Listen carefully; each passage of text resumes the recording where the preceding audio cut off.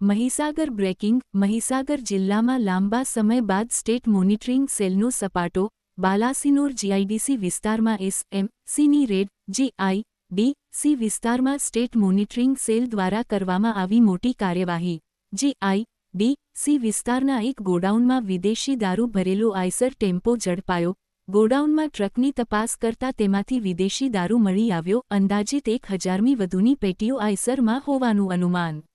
State monitoring સેલની તપાસ બાદ જ કેટલા રૂપિયાનું મુદ્દામાલ છે તે ખ્યાલ આવશે હાલ આઈસર ટેમ્પાને બાલાસિનોર પોલીસ સ્ટેશન ખાતે લઈ જવાયો સ્ટેટ મોનિટરિંગ સેલ દ્વારા આઈસરમાં ભરેલા વિદેશી દારૂની ગણતરી શરૂ કરાઈ હતી જેમાં દારૂની બોટલો અને બિયરના ટીન કુલ નંગ 41,600 તેમજ તેની કિંમત 1,56,81,120 જેટલી થાય છે તથા ટ્રક સહિત 1,86,24,850 જેટલી કુલ કિંમતનો મુદ્દામાલ કબજે કરવામાં આવ્યો છે।